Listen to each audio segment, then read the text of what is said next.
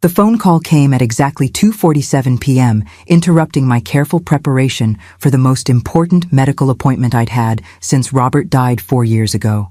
I was laying out my questions for the cardiologist, organizing the symptoms I'd been tracking for weeks. The chest tightness, the irregular heartbeat, the episodes of dizziness that had been getting progressively worse. "Helen, I need you to watch Emma and Jake today. Emergency at work." Madison's voice carried that particular tone she used when she expected immediate compliance, as if my 60 years of life experience had somehow prepared me to be her on-call babysitter rather than her children's grandmother. "Madison, I can't today. I have a doctor's appointment at 4 o'clock that I've been waiting 3 weeks for." "What kind of doctor's appointment?" "Cardiology. I've been having some concerning symptoms and—" "Helen, this is a real emergency. My supervisor called an urgent meeting about the quarterly reports, and I have to be there or I could lose my job." Her voice was rising, taking on the edge of desperation that she used when she wanted to make her problems sound more serious than mine. "Can't you just reschedule your appointment?" I looked at the calendar on my kitchen wall, where I'd circled today's date in red ink weeks ago. Dr. Martinez had squeezed me into his schedule as a favor after I'd described the chest pain episodes that had been waking me up at night. "Madison, this isn't a routine checkup. These symptoms could be serious, and I've already waited 3 weeks for this appointment. I'm sure you can find someone else to help with the children." "Someone else?" "Helen, I am asking someone else. Their grandmother. Don't you think your own grandchildren should be more important than some doctor's appointment?" The accusation hit me like a physical blow. In the 4 years since Robert's death, I'd been rebuilding my life with careful attention to balance and boundaries. I'd learned that saying yes to every request for help, every family crisis, every demand on my time led to resentment and exhaustion that served no one well. "Madison, my health needs to be a priority too. I'm not being selfish by taking care of myself." "Yes, you are being selfish. You're putting your own convenience ahead of your family's needs. What kind of grandmother does that?" I felt my chest tighten. Whether from anger or the cardiac symptoms I was trying to get diagnosed, I couldn't tell. The kind of grandmother who wants to stay healthy enough to be around for her grandchildren for years to come. "Whatever, Helen. I hope your precious doctor's appointment is worth abandoning your family when we need you." The line went dead, leaving me standing in my kitchen with the phone in my hand and a familiar knot of guilt in my stomach. Madison had a talent for making her poor planning into my moral failure, her lack of preparation into evidence of my inadequacy as a grandmother. But I'd learned, through grief counseling after Robert's death and careful attention to my own emotional health, that other people's emergencies didn't automatically become my responsibilities, especially when those emergencies seemed to arise with suspicious frequency whenever Madison wanted something. I checked my watch, 3:15 p.m. I needed to leave for my appointment in 30 minutes, and I still needed to gather the medical records Dr. Martinez had requested and find parking downtown. I pushed Madison's accusatory words out of my mind and focused on the task at hand. My phone buzzed with a text message from David, my son. "Mom, can you help Madison with the kids today? She's really stressed about this work situation." I typed back quickly. "Can't today. Important medical appointment. Maybe Sarah can help?" Sarah was Madison's sister, a stay-at-home mom with flexible schedule who lived 20 minutes away. "Sarah's not available. Come on, Mom. Family first. Family first." The phrase that Madison and David used whenever they wanted me to drop everything and solve problems they should have anticipated or managed themselves. I'd been hearing it a lot since Robert died, as if my widowhood had somehow transformed me into the family's backup plan for every inconvenience. I put the phone on silent and finished gathering my medical documents. At 3:45, I walked out to my car, locked the house, and drove toward downtown for the appointment that could determine whether my recent symptoms were stress-related or something more serious that required immediate treatment. The cardiology office was busy, filled with people of various ages who'd prioritized their health despite whatever other demands they faced in their daily lives. Dr. Martinez was thorough, asking detailed questions about my symptoms, my family history, Robert's death from a heart attack 2 years into his retirement. "Mrs. Marshall, given your symptoms and family history, I want to schedule you for a stress test and echocardiogram next week. These episodes you're describing could be related to anxiety from your grief process, but they could also indicate cardiac issues that need immediate attention." "How immediate?" If these symptoms worsen or become more frequent, I want you to go directly to the emergency room. Don't wait for the scheduled tests. He handed me information packets and referral forms. Mrs. Marshall, you did the right thing coming in today. These symptoms aren't something to postpone or ignore. I drove home feeling vindicated in my decision to prioritize the appointment, but also anxious about what the test results might reveal. Robert had ignored chest pain for months, dismissing it as indigestion from stress at work. By the time he finally saw a doctor, the damage to his heart was irreversible. At 6:30 p.m., my phone rang. Madison's number appeared on the screen, and I answered expecting an apology or at least an inquiry about my medical results. Helen, where the hell are my children? The words hit me like ice water. What do you mean? Where are your children? They're with you. No, they're not with me. I sent them to your house in an Uber 2 hours ago, and you're not answering your door. I felt the world tilt sideways. Madison, what are you talking about? I told you I couldn't watch them today. I was at my doctor's appointment. I sent them anyway. The Uber driver was supposed to drop them at 412 Maple Street at 4:30. They should have been there when you got home. 4 and 12. Maple Street was my address, but I'd been at the cardiologist's office at 4:30, then stopped for groceries before coming home. More importantly, Madison had sent my grandchildren in an Uber to my house without my knowledge or consent, assuming I'd abandoned my medical appointment to accommodate her manipulation. Madison, I live at 412 Maple Street. If an Uber dropped them here, they would have been sitting on my front porch when I got home an hour ago. Well, they're not. I'm here now, and there's no sign of them. Panic began to rise in my throat. Are you sure you gave the driver the right address? Of course I gave the right address. I wrote it on a piece of paper, 412 Maple Street. What's the driver's name? Do you have the Uber receipt? I deleted the app right after I booked it. I don't know the driver's name or the license plate or anything. The magnitude of what had happened began to settle over me like a cold fog. Madison had put 2 young children in a car with a stranger, given handwritten directions, and then deleted the evidence of the transaction. Emma and Jake, 8 and 6 years old, were somewhere in the city with no way for anyone to track where they'd been taken. Madison, we need to call the police immediately. The police? Helen, this is your fault.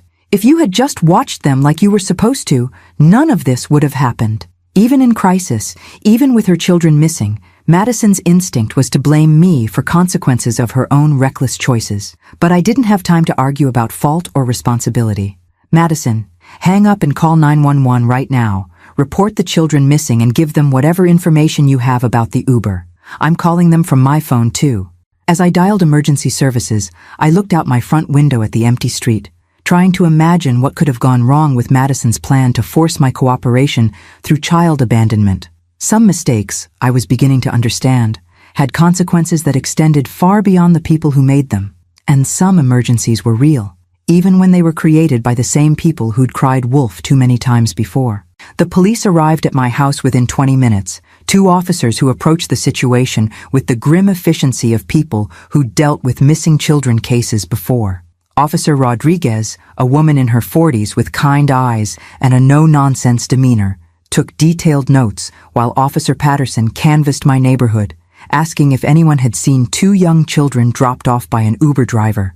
Mrs. Marshall, walk me through the timeline again, Officer Rodriguez said, settling into my living room with her notepad. Your daughter-in-law called requesting childcare at what time? 2:47 p.m. I remember because I was preparing for my cardiologist appointment at 4 o'clock, and I checked the time when the phone rang. And you declined to watch the children because of this medical appointment? Yes. I explained that I'd been waiting 3 weeks for this appointment due to concerning cardiac symptoms. I felt the need to justify my decision, even though the rational part of my mind knew I'd done nothing wrong. Madison became angry and accused me of being selfish for prioritizing my health. Officer Rodriguez made notes without judgment. What time did Madison inform you that she'd sent the children in an Uber? 6:30 p.m. She called demanding to know where they were, assuming they'd been dropped at my house and that I was refusing to answer the door. So the children were unaccounted for approximately 2 hours before anyone realized there was a problem? The math made my stomach clench. Emma and Jake had been lost, scared, and potentially in danger for 2 hours while Madison went about whatever she was really doing, and I drove home from my appointment, oblivious to the crisis unfolding. Officer Patterson returned from canvassing the neighborhood, shaking his head. No one saw children being dropped off here today, but Mrs. Chen at 414 Maple Street said she noticed an Uber driver looking confused around 4:30, checking house numbers and driving slowly through the area.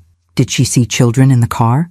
She wasn't sure. She was cooking dinner and only glanced out the window when she heard a car idling in front of her house for several minutes. Officer Rodriguez closed her notepad and looked at me with an expression that suggested she'd seen too many cases like this. Mrs. Marshall, we've put out an alert for Emma and Jake Marshall, age 8 and 6. We're contacting Uber to get ride details from this afternoon. Though without the exact booking information or driver details, it may take some time. What can I do to help? Stay here in case the children find their way to your address. Keep your phone available. And Mrs. Marshall, she paused, choosing her words carefully. We'll need to investigate the circumstances that led to this situation.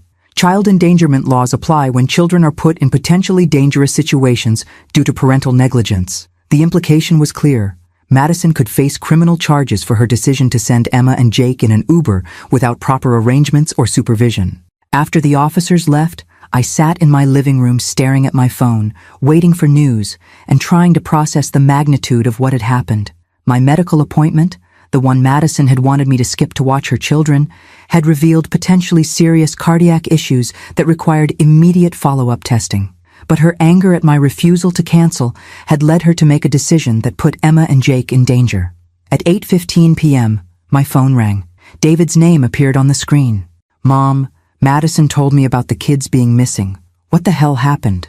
Your wife sent Emma and Jake in an Uber to my house without my knowledge or consent, after I'd explicitly told her I couldn't watch them today due to a medical appointment. But Mom, why didn't you just— David, stop. Stop right there. I felt something crystallize in my chest, a clarity that cut through the guilt and confusion Madison's accusations had created. Your children are missing because your wife made a reckless, irresponsible decision after I clearly communicated my unavailability. Don't you dare try to make this my fault. There was silence on the other end of the line. In the 4 years since Robert's death, I'd been careful to maintain family harmony, often at the expense of my own boundaries and needs. But tonight, with Emma and Jake, somewhere unknown and potentially unsafe, I couldn't stomach another conversation where Madison's poor choices became evidence of my inadequacy as a grandmother. The police are investigating this as child endangerment, David. Your wife could face criminal charges. Criminal charges? Mom? That seems extreme. What seems extreme is putting 2 young children in a car with a stranger and deleting the evidence of the transaction. What seems extreme is not checking on their welfare for 2 hours after abandoning them with someone who'd explicitly said they were unavailable. My doorbell rang, interrupting our conversation. Through the peephole, I could see Officer Rodriguez standing on my front porch with a woman I didn't recognize. David, I have to go. The police are here. I opened the door to find Officer Rodriguez, accompanied by a social worker carrying a clipboard and wearing the tired expression of someone who'd been dealing with family crises all day. Mrs. Marshall, this is Jennifer Santos from Child Protective Services. We've located Emma and Jake. Relief flooded through me so powerfully that I had to steady myself against the doorframe. Are they okay? Where were they? They're physically unharmed, Ms. Santos said, but they're frightened and confused. The Uber driver apparently misread the handwritten address and dropped them at 412 Maple Avenue instead of 412 Maple Street. That address is a vacant house in a transitional neighborhood. A vacant house? The children were found by neighbors who called police when they saw 2 young kids sitting on the steps of an empty house as it was getting dark. Emma and Jake were cold, scared, and asking for their grandmother. Officer Rodriguez consulted her notes. The good news is they're safe. The concerning news is that they were unsupervised in an unsafe area for over 3 hours while their mother was— She paused, checking her information. According to Uber records and social media posts, Madison Marshall was at a friend's birthday party at a club downtown when she booked the ride for the children. A club? My voice was barely above a whisper. Ms. Santos nodded grimly. We have Instagram photos of Mrs. Marshall at the party, posted between 5 p.m. and 7 p.m. while her children were missing and she was telling police it was a work emergency. The lie hit me like a physical blow. Madison hadn't sent Emma and Jake to my house because of a work crisis. She'd sent them because she wanted to attend a party and assumed she could manipulate me into providing free childcare by creating a crisis that would make refusing seem heartless. Where are the children now? They're at the precinct with a victim advocate, being interviewed by trained personnel. Mrs. Marshall, given the circumstances of this case, we need to discuss temporary custody arrangements while we investigate. Temporary custody? Child endangerment cases require careful evaluation of parental fitness. Until we complete our investigation, Emma and Jake need a safe, stable environment with a responsible caregiver. Officer Rodriguez looked at me with something that might have been sympathy. Mrs. Marshall, would you be willing to provide temporary care for your grandchildren? You're their closest relative, and they've been asking for their grandmother since we found them.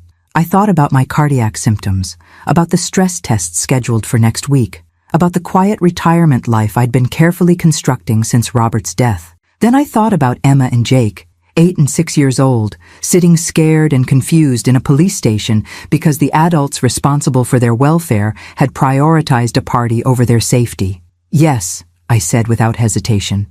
Yes, I'll take care of them. Some emergencies, I was learning, were worth disrupting your life for. And some grandmothers discovered that the word no sometimes led to situations where yes became the only moral choice available. The sight of Emma and Jake at the police station broke my heart in ways I hadn't expected.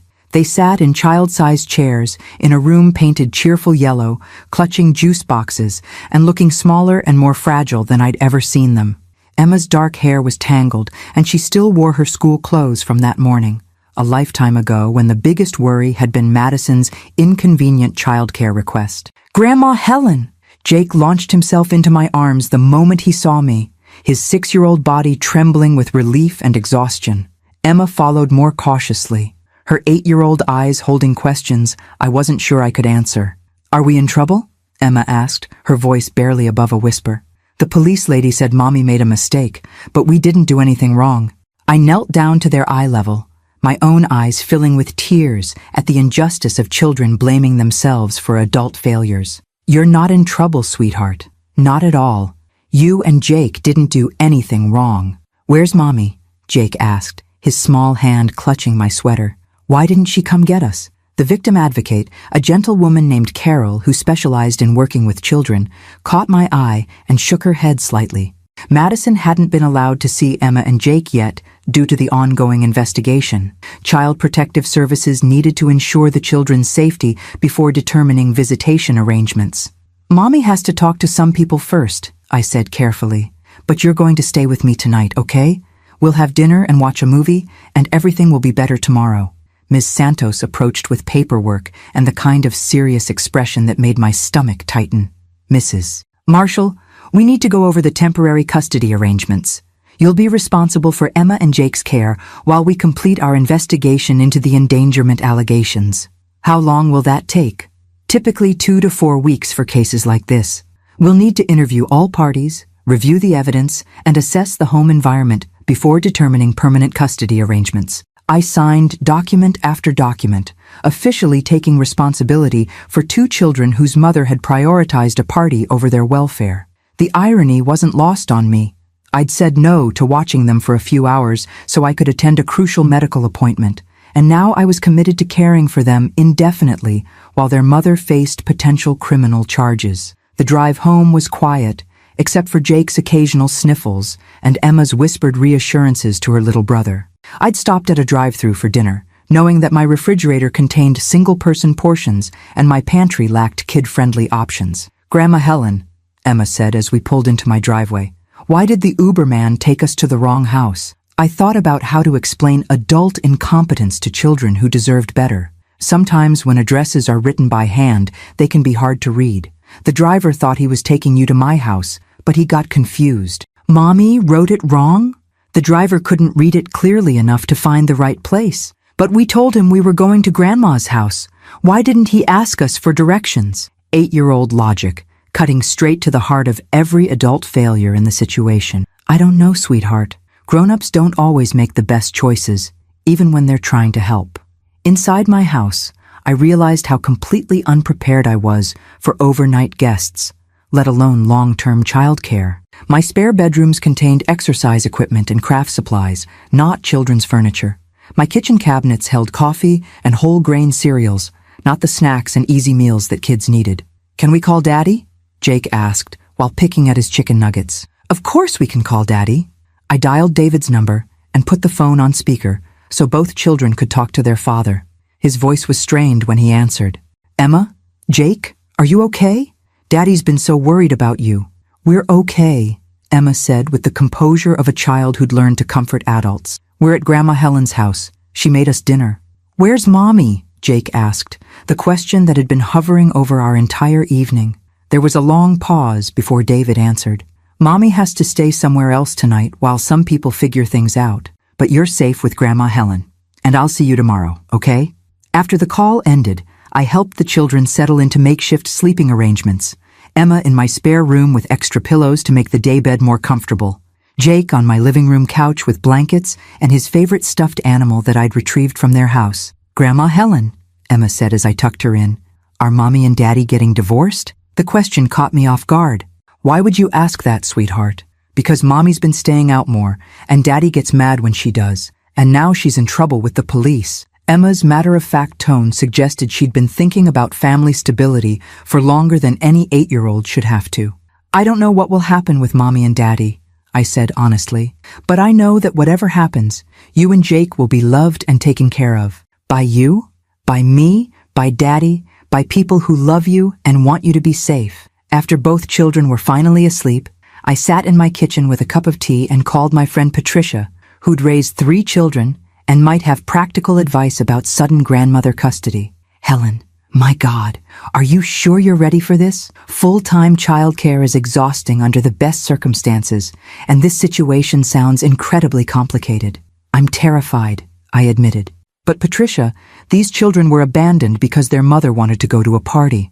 Emma is asking if her parents are getting divorced. Jake keeps asking why Mommy didn't come get them. How could I not take care of them? What about your health issues? Your cardiac symptoms?" I thought about my appointment with Dr. Martinez, about the stress test scheduled for next week, about the chest pain that seemed less important now than Emma's frightened questions and Jake's need for reassurance. "I'll figure it out. The children need stability right now, and I'm the only family member who's available and responsible enough to provide it." "What about David?"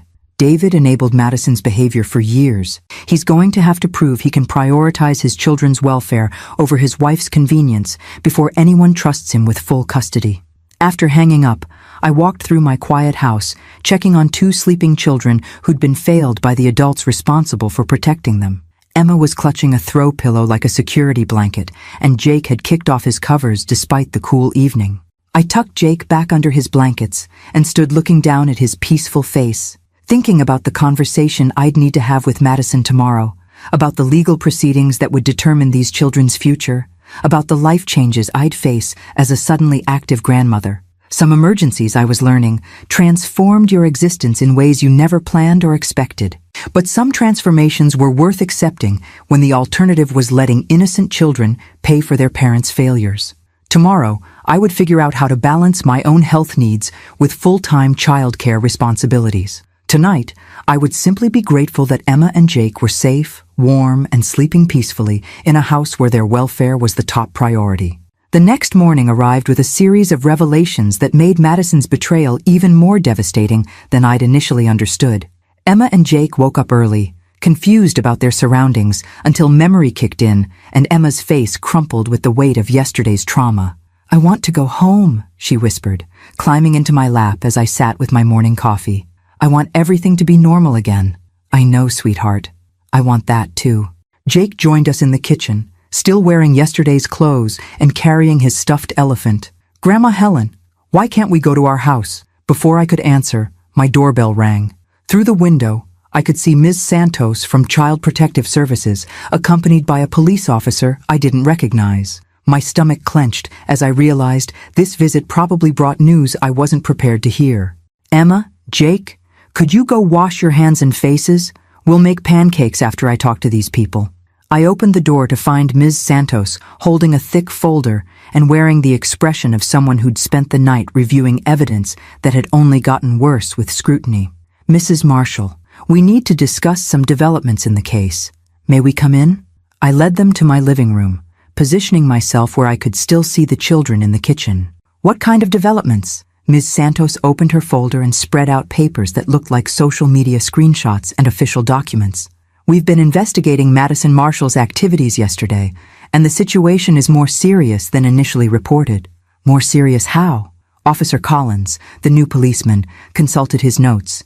Mrs. Marshall wasn't just at a friend's birthday party. She was at a club downtown with a group that included several people with drug-related arrests. Social media posts show her drinking heavily and engaging in behavior that suggests substance use.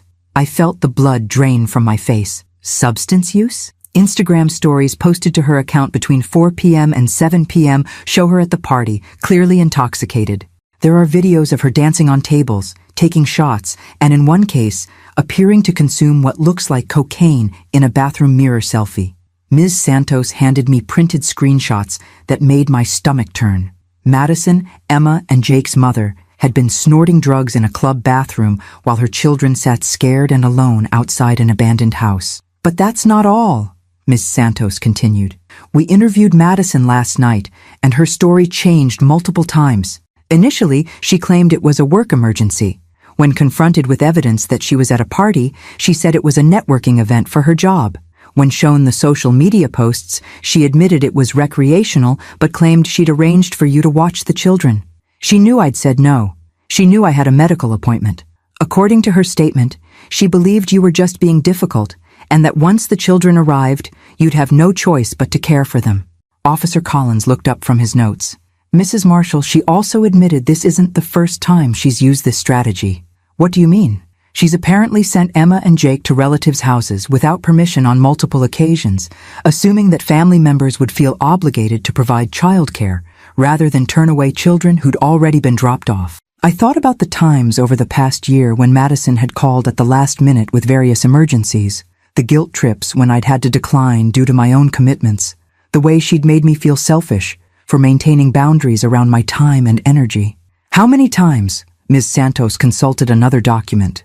Emma mentioned during her interview that Mommy sometimes sends them to Uncle Brad's house in Uber rides when she has important meetings. Uncle Brad is Madison's brother, who works night shifts and has told Madison repeatedly not to send children to his apartment unannounced. So the children have been dropped off at people's homes before without arrangements? Multiple times. Emma has been keeping track because she worries about getting in trouble with relatives who don't expect them. Mrs. Santos's voice was gentle but firm. Mrs. Marshall, this pattern of behavior constitutes ongoing child endangerment and neglect. I looked toward the kitchen where Emma and Jake were attempting to make their own breakfast, Emma reading cereal box instructions to Jake while trying to act like the responsible adult their mother had failed to be. What happens now? Madison Marshall has been charged with child endangerment, reckless endangerment, and child abandonment. Given the evidence of substance use and the pattern of negligent behavior, we're recommending that temporary custody remain with you while we complete a full investigation. Officer Collins added, "We'll also be investigating your son David's knowledge of and complicity in this pattern. Did he know about his wife's habit of abandoning the children with unwilling relatives? I don't know. David tends to believe Madison's explanations without asking many questions. We'll be interviewing him today. Mrs. Marshall, are you prepared to continue caring for Emma and Jake for an extended period? This investigation could take several weeks, and depending on the outcome, you might be looking at longer-term custody arrangements. I thought about my cardiac symptoms, about the stress tests scheduled for next week, about the quiet retirement I'd been carefully constructing. Then I looked at Emma, who was pouring milk for Jake while humming quietly to herself, taking care of her little brother because the adults in her life had proven unreliable. Yes, I'll take care of them for as long as necessary. After the officials left, I sat down with Emma and Jake to explain what would happen next. Emma listened with the serious attention of a child who'd learned that adult promises weren't always reliable, while Jake focused on his cereal and occasionally asked questions about whether they were in trouble. "You'll stay here with me while some people figure out how to make sure you're safe," I told them. "Your daddy will visit, but your mommy has to work with some helpers to learn better ways to take care of you." "Is Mommy sick?" Emma asked. "In a way, yes. She made some choices that weren't safe for you and Jake, and now she needs help learning how to make better choices. Like when Tommy's mom had to go away for drinking too much?" I realized Emma was referring to a classmate whose mother had been in rehab, 8 years old, and she already had frameworks for understanding parental addiction and family breakdown. Something like that, sweetheart. My phone rang. David's number. I answered while the children finished breakfast. Mom, I just finished talking to the police. Madison's been arrested. They're saying she was using drugs at this party while the kids were missing. I know. Child Protective Services was here this morning. Mom, I had no idea. I knew Madison went out with friends sometimes, but I thought it was just dinner and drinks. I didn't know about the drugs or about her sending the kids places without permission. David, how could you not know? Emma told the investigators that Madison has been dropping them off at relatives' houses in Uber rides multiple times. There was a long pause. I work long hours, Mom. Madison handles most of the childcare logistics. When she said she'd arranged babysitting, I believed her. Even when family members complained about unexpected children showing up at their doors? What do you mean? Your Uncle Brad. Madison's been sending Emma and Jake to his apartment without warning David, a man who works night shifts, and explicitly told her not to do it. I could hear David processing this information, probably realizing how many warning signs he'd ignored in favor of trusting his wife's explanations. Mom, what do I need to do to get my kids back? You need to prove that you can protect them from their mother's negligence. And David, you need to figure out how you missed years of behavior that put your children at risk. Some conversations, I was learning, required uncomfortable truths that couldn't be softened by family loyalty, and some parents had to earn back the right to be trusted with their children's welfare. 2 weeks into our new arrangement, I was beginning to understand that temporary custody meant rebuilding my entire life around the needs of 2 traumatized children. Emma had started wetting the bed, something she hadn't done since she was 4, and Jake refused to let me out of his sight, following me from room to room like a frightened shadow. The call from Dr. Martinez's office came on a Tuesday morning while I was helping Jake with math homework, and Emma was attempting to braid her own hair with the intensity of someone trying to control at least one aspect of her disrupted world. Mrs. Marshall, you missed your follow-up appointment yesterday for the stress test. Dr. Martinez is concerned about your cardiac symptoms and wants to reschedule immediately. I looked at my kitchen calendar, where Emma's school events, Jake's dentist appointment, and my own medical needs competed for space in cramped handwriting that told the story of a life suddenly stretched beyond its limits. I'm sorry, I've been dealing with a family crisis. My grandchildren are living with me temporarily, and, Mrs. Marshall, Dr. Martinez emphasized that your symptoms require urgent evaluation. Delaying cardiac testing could be dangerous. Can we schedule something for next week? We had to give your slot to another patient. The next available appointment is 3 weeks out.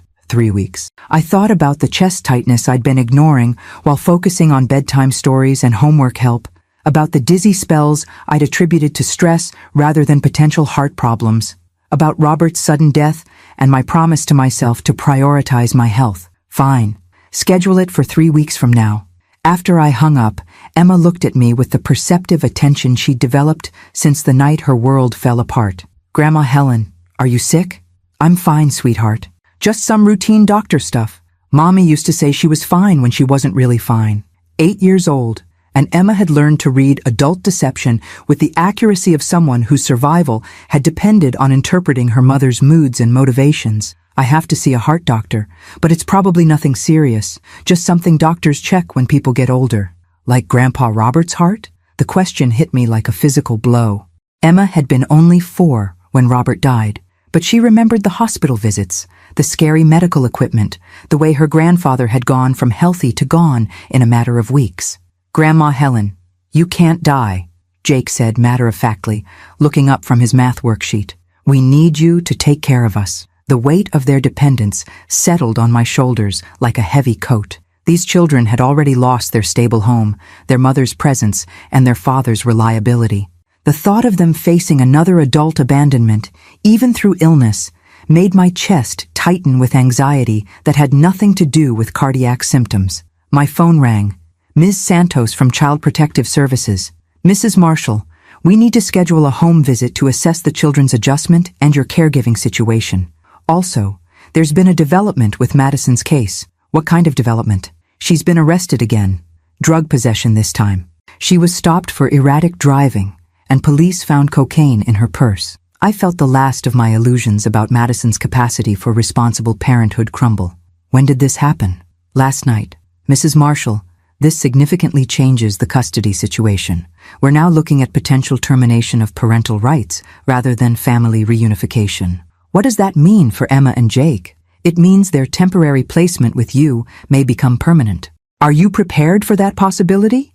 I looked at Emma, who was listening to my half of the conversation with the careful attention of someone who'd learned that adult phone calls often determine children's fates. Jake had abandoned his math homework and moved closer to me, sensing tension he couldn't understand, but instinctively fearing. Yes, I said without hesitation. I'm prepared for that. After ending the call, I realized I needed to have the conversation I'd been avoiding since this crisis began. I sat down with Emma and Jake in the living room, choosing words carefully for a discussion that would shape their understanding of their future. That was Ms. Santos from Child Protective Services. She wanted me to know that your mommy has been arrested again. For what? Emma asked. For having drugs that aren't medicine. Drugs that make people make bad choices and can hurt their bodies. Is mommy going to jail? Probably yes, for a while. Jake climbed into my lap, his small body seeking comfort against news he didn't fully understand but recognized as bad. Does that mean we can't live with mommy anymore? It means you'll probably live with me for a long time, maybe permanently. Emma was quiet for several minutes, processing this information with the careful analysis she applied to all the adult failures in her life. Grandma Helen, if we live with you permanently, will you still love us if we're not perfect? The question revealed the damaged logic of children who'd learned to blame themselves for their mother's negligence, who'd internalized the belief that love was conditional on good behavior rather than an automatic right of childhood. Emma, Jake, listen to me very carefully. I will love you no matter what. If you make mistakes, if you get bad grades, if you're sad or angry or scared, I will still love you. My love for you isn't something you have to earn or something you can lose. Even if we're expensive and you don't have much money? I realized Emma was remembering arguments she'd overheard between Madison and David, fights about childcare costs, and the financial burden of raising children properly. Even then, we'll figure out the money part together. But Emma, you and Jake are not burdens. You're not problems to be solved. You're people who deserve love and safety and stability. What about Daddy? Jake asked. Can we still see Daddy? Daddy will visit, and maybe someday you can visit him. But right now, Daddy has to prove that he can take better care of you before you can live with him again. That evening, after the children were asleep, I called my sister Margaret in Arizona to discuss the reality of raising 2 young children in my 60s while dealing with potential cardiac issues. Helen, are you sure you can handle this? Full-time parenting is exhausting at any age, but at 60 with health problems. Margaret, these children have been abandoned and traumatized. Emma is 8 years old, and she's asking me if I'll still love her if she's not perfect. Jake follows me to the bathroom because he's afraid I'll disappear like his mother did. How can I not take care of them? What if your heart condition is serious? What if you need surgery or extended treatment?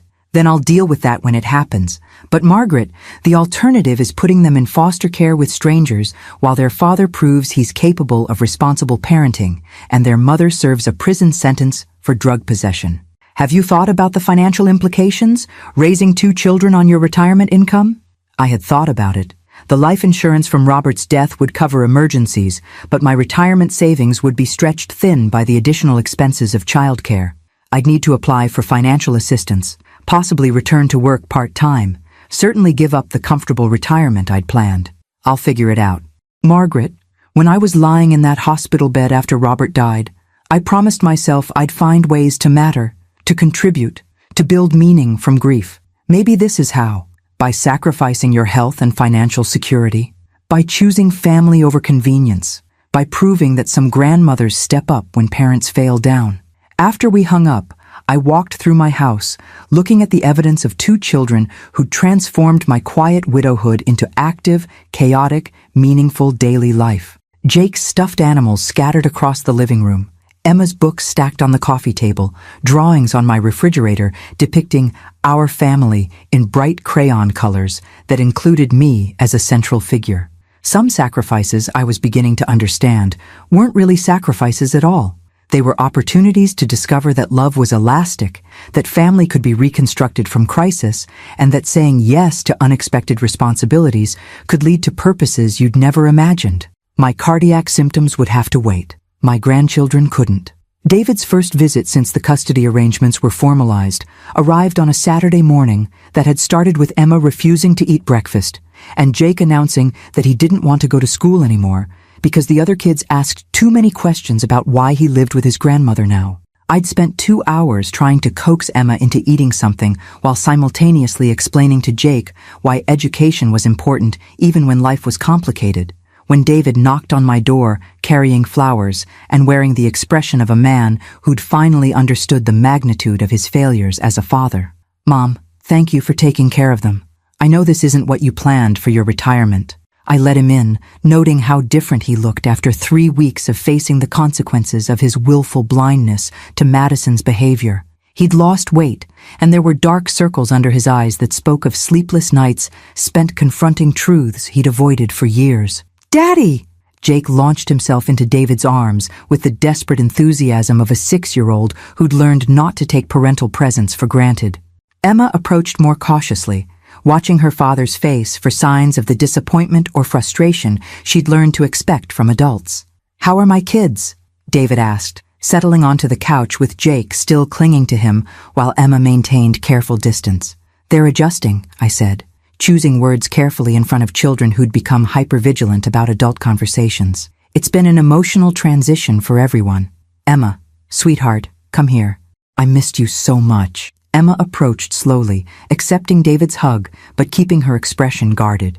"Daddy, why didn't you know Mommy was using drugs?" The question hung in the air like smoke, revealing how much Emma had processed about her family's dissolution, and how many adult explanations had failed to satisfy her need for understanding. David's face crumpled with something that looked like genuine remorse. "I should have known, Emma. I should have paid more attention and asked better questions.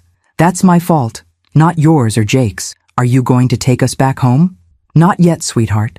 I have to prove to the people who decide these things that I can take better care of you first.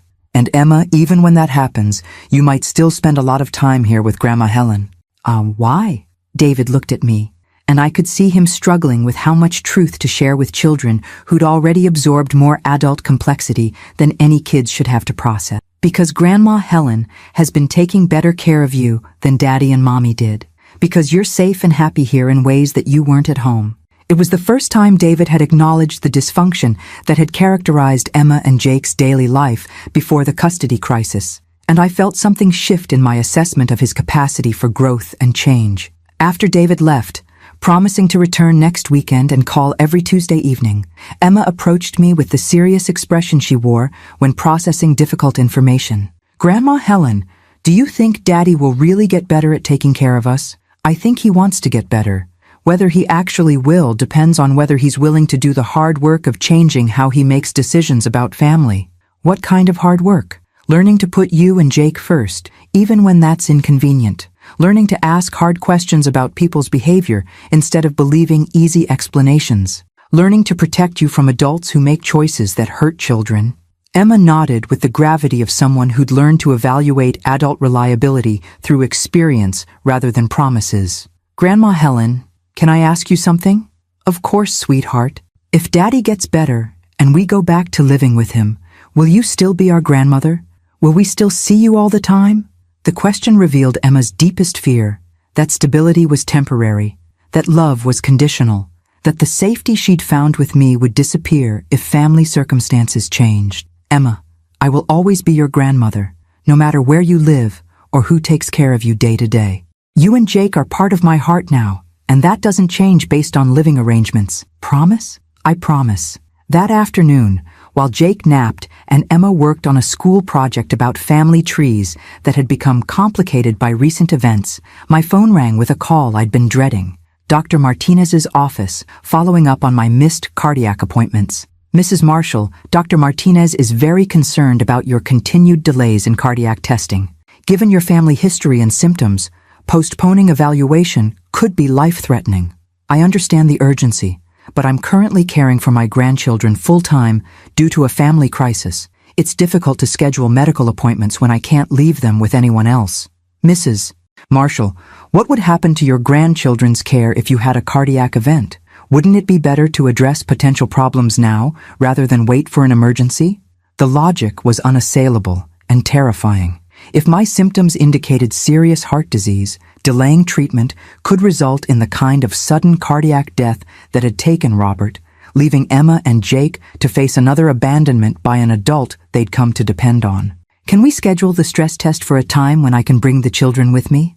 They're 8 and 6, and they can sit quietly in a waiting room if necessary. Mrs. Marshall, cardiac stress testing isn't really appropriate for children to witness. The exercise protocols and monitoring equipment can be frightening for young observers. Then what do you suggest? I can't leave them with anyone else, and I can't continue ignoring symptoms that could indicate serious problems. There was a pause while the scheduler consulted with Dr. Martinez. Dr. Martinez says he can arrange for a child life specialist to supervise Emma and Jake in a separate area during your testing. Can you come in Thursday morning at 9 a.m.?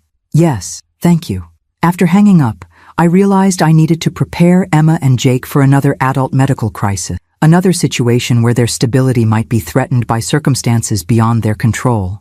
Emma, Jake, I need to tell you about something. Remember how I mentioned that I need to see a heart doctor? Both children looked up with the immediate alertness they'd developed in response to adult announcements about changes or problems. I have an appointment Thursday morning for some tests to make sure my heart is working properly. You'll come with me, but you'll stay in a special room with someone who takes care of children while I do the tests. Like when Grandpa Robert had to go to the heart hospital, Emma asked. Similar tests, but mine are just to check things out and make sure everything is okay. What if everything isn't okay? Jake asked with the direct concern of someone who'd learned that adult health problems could result in permanent disappearances. If there's a problem, the doctors will fix it so I can take care of you for a long, long time. Promise? Emma asked. I thought about promises I couldn't guarantee, about cardiac events that struck without warning, about children who'd already experienced too much loss to bear additional abandonment. I promise I'll do everything the doctors tell me to do to stay healthy and strong enough to take care of you.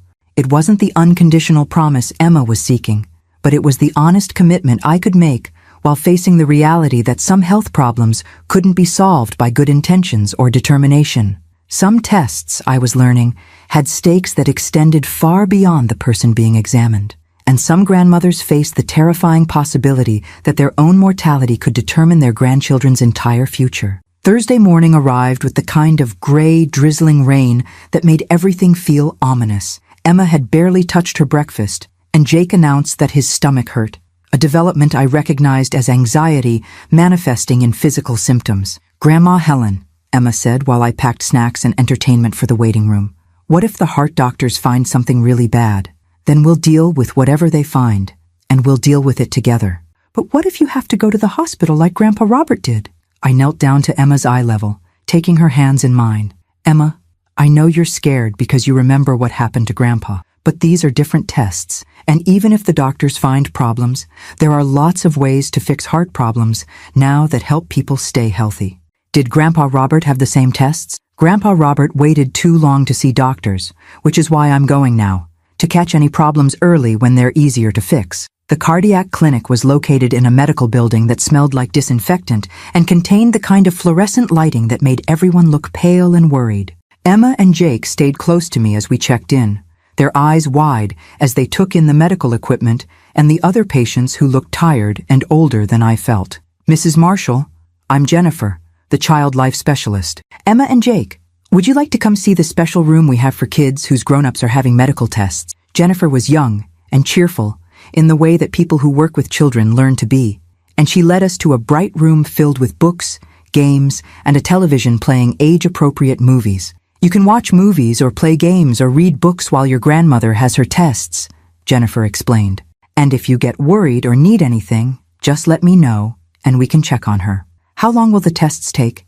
Emma asked. About 2 hours. That's time for a whole movie and maybe some coloring or reading afterward. I hugged both children goodbye, noting how Jake's grip lingered and how Emma's eyes were bright with unshed tears. I'll be back in 2 hours, I promised. Jennifer will take good care of you. The stress test itself was exactly as grueling as I'd expected. Walking on a treadmill while connected to monitoring equipment that tracked my heart's response to increasing levels of exercise. Dr. Martinez watched the readouts with the focused attention of someone looking for specific patterns that could indicate serious problems. Mrs. Marshall, I can see some irregularities in your rhythm during peak stress. We're going to need to do an echocardiogram to get a better picture of your heart structure and function. Is it serious? It's concerning enough that I want more information before making treatment recommendations. The good news is that you're here now, getting evaluated rather than waiting for symptoms to worsen. The echocardiogram involved lying still while a technician moved an ultrasound wand across my chest, creating images of my heart in real time. I watched the monitor, trying to interpret the black and white patterns that would determine whether I could continue caring for Emma and Jake without medical intervention. Mrs. Marshall, Dr. Martinez would like to speak with you about the results. Dr. Martinez's office was filled with the kind of medical diplomas and cardiology textbooks that should have been reassuring, but instead reminded me of all the things that could go wrong with human hearts. Mrs. Marshall, the tests show mitral valve regurgitation. Essentially, one of your heart valves isn't closing properly, which is causing the irregular rhythms and some of the symptoms you've been experiencing. Is that treatable? Very treatable, but it will require monitoring and likely medication to manage. The good news is that we caught this early, and with proper management, you should be able to maintain normal activities, including caring for your grandchildren. Relief flooded through me so powerfully that I felt dizzy. So, I don't need surgery? Not at this stage. We'll start with medication to help your heart rhythm and reduce the workload on the affected valve. You'll need regular follow-up appointments to monitor the condition. But Mrs. Marshall, this is very manageable. And I can continue caring for Emma and Jake. Yes, but with some modifications. You'll need to avoid extreme physical stress, get adequate rest, take your medications consistently, and keep all follow-up appointments. Do you have support from other family members if you need help with childcare during medical visits? I thought about David, who is still proving his reliability, and Madison, who is facing trial on drug possession charges. Some support, but I'm their primary caregiver right now. Mrs. Marshall, caring for 2 young children while managing a cardiac condition will require careful attention to your own health needs. You can't provide good care for them if you're not taking care of yourself. When I returned to the children's room, Emma and Jake looked up from a puzzle they'd been working on with Jennifer, their faces immediately scanning mine for signs of bad news. "How did it go, Grandma Helen?" Emma asked. "The doctors found a small problem with my heart, but it's the kind of problem they can fix with medicine. I'm going to be fine. Do you have to go to the hospital?" "No hospital. Just medicine and regular checkups with the heart doctor." Jake abandoned the puzzle and wrapped his arms around my waist. "I was scared you were going to die like Grandpa Robert." "I'm not going to die, sweetheart. The doctors caught this early, and they know how to fix it." On the drive home, Emma was unusually quiet, staring out the window at the rain that had finally stopped, leaving everything looking washed clean and somehow more hopeful. "Grandma Helen," she said finally, "if you have to take heart medicine, does that mean you're old?" "I am old, Emma. Not too old to take care of you and Jake, but old enough that I need to pay attention to my health more carefully. Will you get older while we're living with you?" "Yes, I'll get older. But hopefully, I'll get older slowly and gracefully, while watching you and Jake grow up and become amazing people. What if we're still living with you when you're really, really old? Then you'll take care of me the way I'm taking care of you now. That's what families do. They take care of each other when someone needs help." That evening, after Emma and Jake were asleep, I sat in my kitchen with my new heart medication and a packet of information about mitral valve regurgitation, thinking about the future I was planning with 2 children who'd been entrusted to my care by circumstances rather than choice. The medication would help manage my condition, but it also served as a daily reminder that my time with Emma and Jake might be limited by factors beyond our control. I needed to use whatever years I had to help them become strong, confident, emotionally healthy adults who could face their own challenges with resilience rather than fear. Some health scares, I was learning, served as wake-up calls about priorities that had been clear all along, and some families were built on the understanding that love meant taking care of each other through whatever medical, emotional, or practical challenges life presented. Tomorrow, I would start my heart medication and continue the work of raising two children whose trust in adult reliability was slowly being rebuilt through daily proof that some promises could be kept, some love was unconditional, and some grandmothers were strong enough to choose family over convenience even when the cost was higher than anyone had anticipated. 6 months after becoming Emma and Jake's primary caregiver, I received the call I'd been both dreading and expecting. Ms. Santos from Child Protective Services asked to schedule a home visit to discuss permanent placement options and the future of the Marshall children's custody arrangements. The language was bureaucratic, but the meaning was clear. It was time to decide whether Emma and Jake would remain with me permanently or return to David's care now that he'd completed parenting classes, family therapy, and had proven 6 months of stable employment and responsible behavior. Mrs. Marshall, we need to assess both potential placements to determine what's in the children's best interests. David has made significant progress, but the children have also thrived in your care. I looked around my living room, which had been transformed from a quiet widow's retreat into an active family space filled with homework supplies, art projects, and the comfortable chaos of children who felt secure enough to spread their belongings throughout the house. When do you need to make this decision? Within the next month.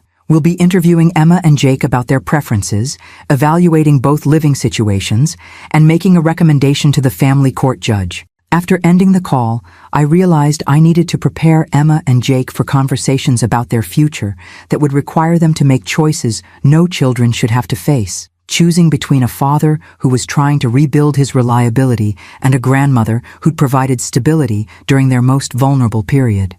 Emma, Jake, could you sit with me for a few minutes? I need to talk to you about something important. They approached with the careful attention they'd learned to give adult announcements, settling on either side of me on the couch that had become our designated space for serious conversations. Mrs. Santos called today.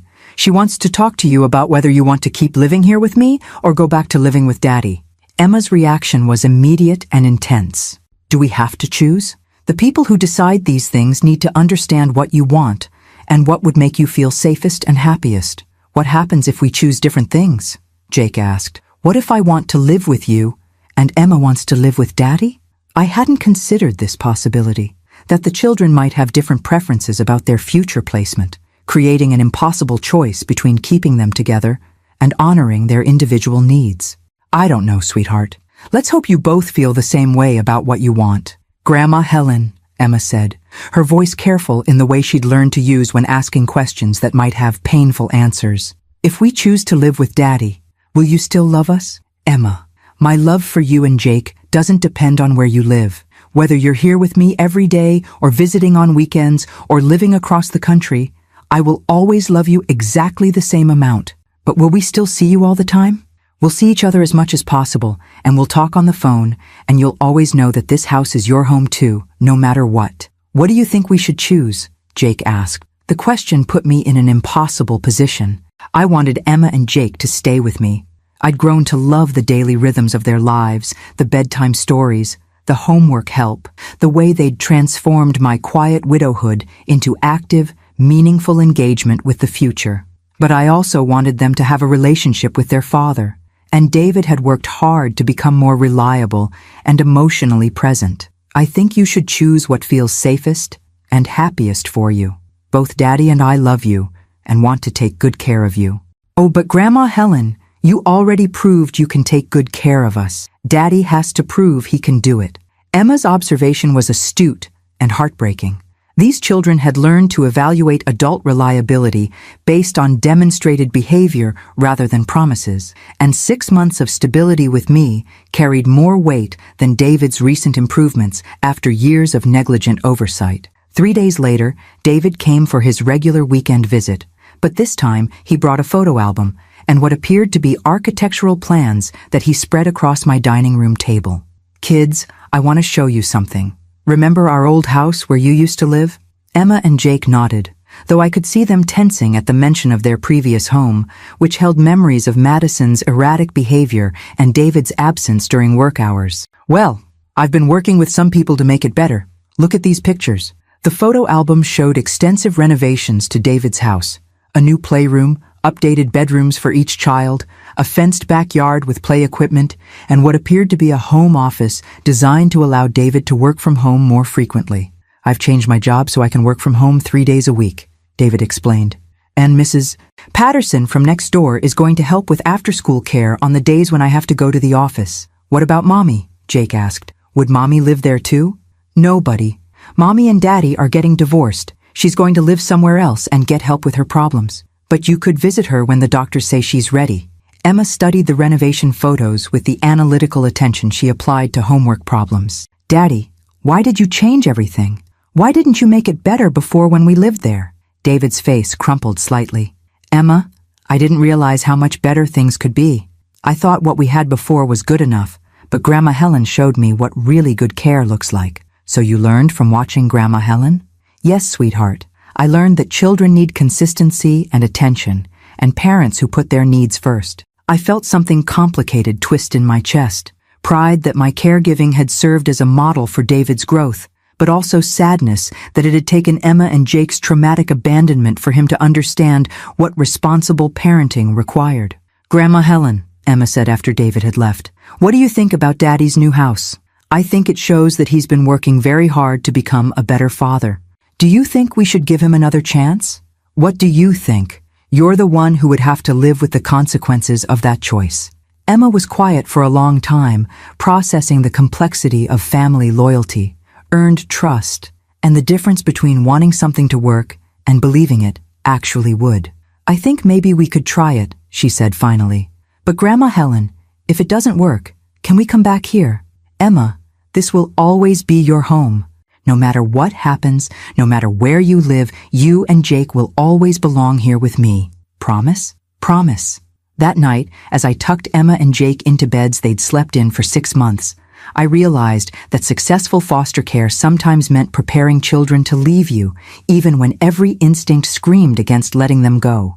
Some love, I was learning, was measured not by holding on, but by trusting enough to let go when letting go served the children's best interests. But I was also learning that some families could stretch across multiple households, that some grandmothers could remain primary support systems even when they weren't primary caregivers, and that some promises were worth making even when you couldn't control all the circumstances that might threaten your ability to keep them. Tomorrow, I would support Emma and Jake's decision to try living with their father again.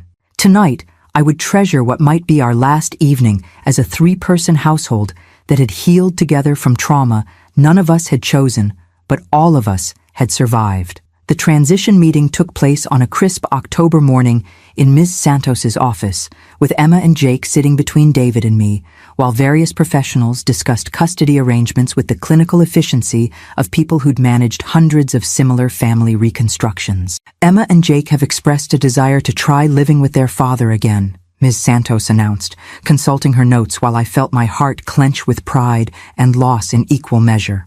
"However, they've also requested that Helen remain actively involved in their care." "What does that mean, practically speaking?" David asked. Family Court Judge Patricia Williams, who'd been overseeing our case, looked up from her own documentation. "It means we're recommending joint custody with David as primary residential parent, and Helen as secondary caregiver with specified visitation rights and shared decision-making authority." Shared decision-making about what? Medical care, education, therapy, major decisions that affect the children's welfare. Mrs. Marshall has demonstrated excellent judgment in these areas over the past 6 months. I watched Emma and Jake during this discussion, noting how they listened to adults deciding their future with the resigned attention of children who'd learned that their preferences mattered but weren't always decisive. "What we want to know," Emma said suddenly, addressing Judge Williams with 8-year-old directness, "is what happens if Daddy doesn't do a good job taking care of us? Do we have to stay there anyway?"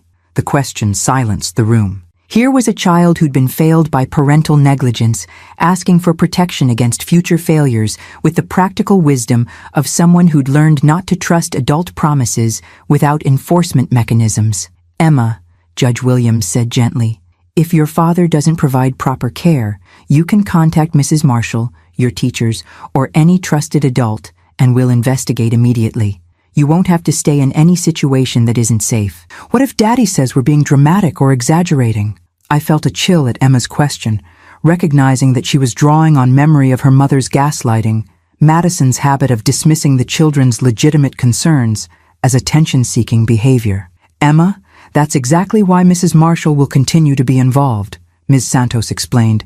"She'll see you regularly, and if she observes problems, she has legal authority to request intervention." "How regularly?" Jake asked. "Every Wednesday evening and every other weekend," David said, "plus holidays and any other time you want to see Grandma Helen.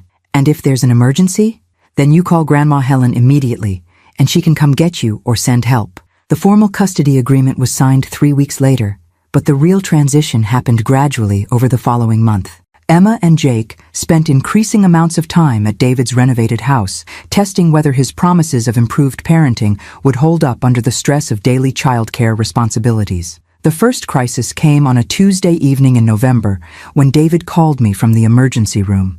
"Mom, I'm here with Jake. He fell off his bike and we think his arm might be broken. Can you come? He's asking for you." I found Jake in a pediatric examination room, trying to be brave while tears leaked down his face and David paced nervously nearby. The sight of Jake's obviously broken arm and David's barely controlled panic reminded me how much the children still needed both of us. David for daily parenting, me for the kind of calm crisis management that came from experience. "Grandma Helen!" Jake reached for me with his uninjured arm, and I gathered him carefully against my chest while David explained what had happened. He was riding with the neighbor kids after school, and he hit a pothole and went over the handlebars. "Mom, I should have been watching more closely. I should have checked the bike tires. I should have—" "David, stop. Accidents happen. Children get hurt. You brought him to the hospital immediately, and that's what matters." The orthopedic surgeon confirmed a simple fracture that would heal completely with proper casting and care. But as I watched David interact with the medical staff, asking detailed questions, taking notes about care instructions, advocating for Jake's pain management, I realized how much he'd changed in the months since gaining custody. "Mrs. Marshall," the surgeon said, noting David's comprehensive medical history forms, "your son has done excellent preparation for today. Having complete records and emergency contacts made our job much easier." After Jake was casted and discharged, David insisted on taking us both out for ice cream despite the late hour. "Jake, I want you to know that even though you got hurt on my watch, I'm going to take better care of you going forward. Better bike maintenance, better safety equipment, more supervision during outdoor play. Daddy, it wasn't your fault. Sometimes accidents just happen." 6-year-old wisdom, absolving his father of guilt while David learned to take responsibility without drowning in self-recrimination. "Grandma Helen," Emma said, as we shared sundaes in a nearly empty ice cream parlor, "do you think Daddy is doing a good job taking care of us?" "What do you think?" "I think he's trying really hard. And when Jake got hurt, he knew exactly what to do, and he didn't panic too much." "What about you, Jake? How do you feel about living with Daddy?" "I like it. His house is bigger, and I have my own room. But Grandma Helen, I still want to see you all the time. You will see me all the time, every Wednesday, every other weekend, and whenever you need me. Even when we're grown up? Even when you're grown up and have children of your own." 3 months into the new custody arrangement, I received a call that tested everyone's commitment to our reconstructed family structure. Madison was being released from prison after serving 8 months for drug possession, and she wanted to see Emma and Jake. "Mrs. Marshall," Ms. Santos explained, "Madison has completed drug treatment and parenting classes while incarcerated. The court is considering supervised visitation, but we need to assess the children's readiness and your comfort level as their secondary caregiver." What do Emma and Jake want? They're conflicted. They miss their mother, but they're also afraid of her. They want to see her, but only if you're present during visits. And David? David is willing to allow supervised visitation if you agree to facilitate it. I thought about Madison, about the woman who'd put her children in an Uber without proper arrangements so she could attend a party where she'd used cocaine in club bathrooms, about the fear in Emma's eyes when discussing her mother's unpredictability, about Jake's anxiety every time adults made promises they might not keep. I'll facilitate visits if Madison demonstrates genuine commitment to recovery and if the children continue to want contact. But Ms. Santos, if I observe any behavior that threatens Emma and Jake's emotional stability, I'll terminate the visits immediately. That's exactly why we want you involved, Mrs. Marshall. You've proven that you prioritize the children's welfare over family politics or adult convenience. Some families, I was learning, could be rebuilt from crisis if enough people were willing to put children's needs ahead of their own comfort, pride, or convenience. Some custody arrangements worked because they acknowledged that multiple adults could love children in different ways, while maintaining clear boundaries about responsibility and authority. And some grandmothers discovered that their most important role wasn't primary caregiver, but guardian of their grandchildren's emotional safety as the family slowly healed from years of negligence and trauma. The work was harder than full-time custody had been, but the results, watching David grow into genuine competence as a father, seeing Emma and Jake rebuild trust in adult reliability, knowing that they had multiple sources of love and support, were worth every complicated conversation, every shared decision, every moment when I chose to trust rather than control. Tomorrow, I would facilitate Madison's first supervised visit with the children she'd abandoned.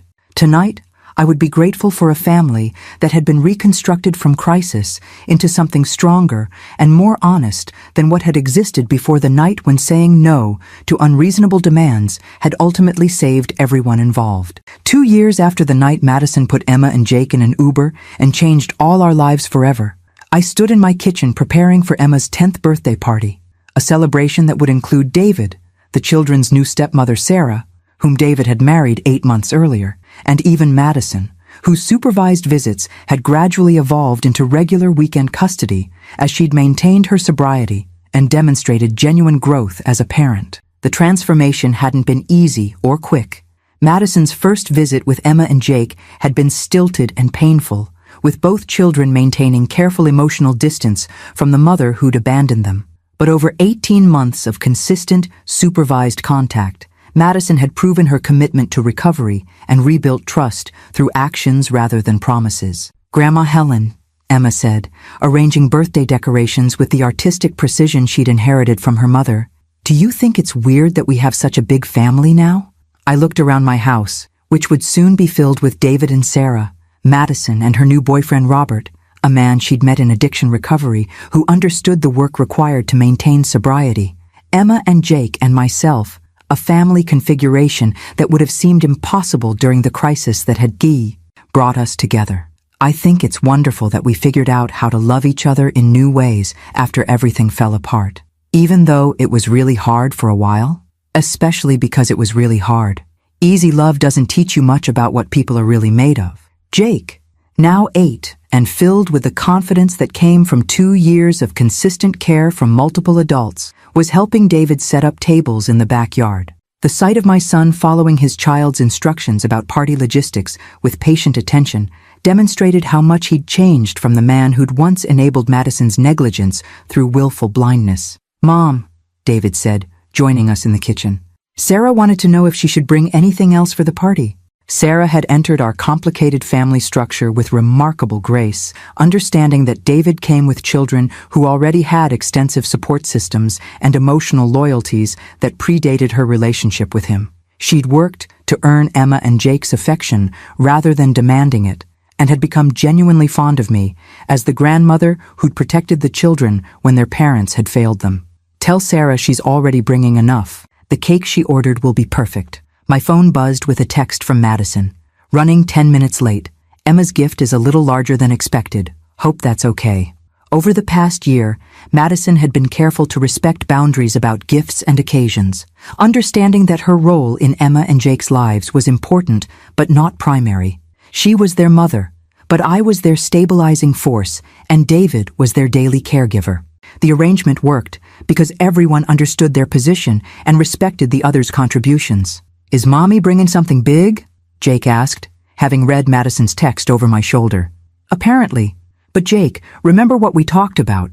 The best gifts aren't necessarily the biggest or most expensive ones." "I know, but I still like surprises." At 2 p.m., my backyard was filled with 10 children from Emma's class, plus all the adults who'd learned to function as an extended family despite our complicated history. Madison arrived carrying an easel and art supplies that made Emma's face light up with genuine joy. "Mommy, this is amazing. It's exactly what I wanted." Watching Madison interact with her children, attentively, soberly, with the kind of present moment awareness that addiction had stolen from her for years, I felt something I'd never expected, genuine happiness for her recovery rather than just relief about the children's safety. Madison, this was thoughtful. Emma's been talking about wanting to paint for months. I remember loving art when I was her age. I thought maybe we could take some art classes together during my weekends with them. The suggestion was tentative, recognizing that Madison's time with Emma and Jake still operated within boundaries designed to protect everyone's emotional stability. That sounds like something she'd really enjoy.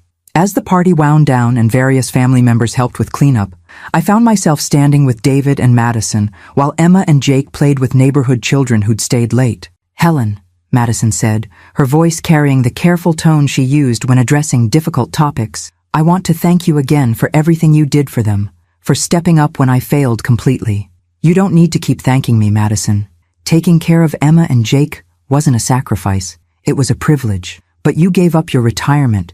Your health was affected by the stress. You turned your whole life upside down because of my terrible choices." I thought about the woman I'd been 2 years ago, comfortable, controlled, carefully structured around my own needs and schedule. Then I looked at Emma, who was teaching younger children how to use her new art supplies with the patient kindness that characterized her approach to most situations. "Madison, those terrible choices led to some of the best things that ever happened to me. Emma and Jake changed my life in ways that made it better, not worse. Even the heart problems were probably developing anyway. Having the children with me forced me to get medical attention I might have postponed indefinitely if I'd been living alone." David joined our conversation, carrying the tired satisfaction of someone who'd successfully hosted a children's party without any major crises. "Mom, I still can't believe how much you did for us. Taking custody of the kids, helping me learn how to be a better father, facilitating Madison's recovery relationship with them. David, you became an excellent father once you started paying attention. Madison became a responsible mother once she got sober. I just provided stability while you both figured out how to take care of your children properly." As the last guests departed and Emma and Jake settled into quiet play with their birthday gifts, I realized that our story had reached something like a conclusion. Not the neat ending where everyone lived happily ever after, but the more complex resolution where damaged people had learned to function better and children had gained multiple sources of love and support. "Grandma Helen," Emma said as I tucked her into bed at David's house, where I still spent Wednesday nights and alternate weekends. "When you said no to watching us that day when Mommy called, did you know it would save our family?" "I didn't know anything would save our family, sweetheart. I just knew that I needed to take care of my health so I could be available when you really needed me. And we really needed you. You did. But Emma, you and Jake also saved me. You gave me a purpose I didn't know I was missing, and a kind of love I'd never experienced. The grandmother kind of love, the choosing to stay when everything falls apart kind of love." As I drove home to my own house, I passed the intersection where an Uber driver had made a wrong turn 2 years ago and changed the trajectory of 5 people's lives. The mistake that had seemed like the worst possible outcome had ultimately led to the best possible outcome. Children who felt truly secure for the first time in their lives, adults who'd learned to prioritize family welfare over convenience or avoidance, and a grandmother who'd discovered that saying no to inappropriate demands had positioned her to say yes to the responsibilities that actually mattered.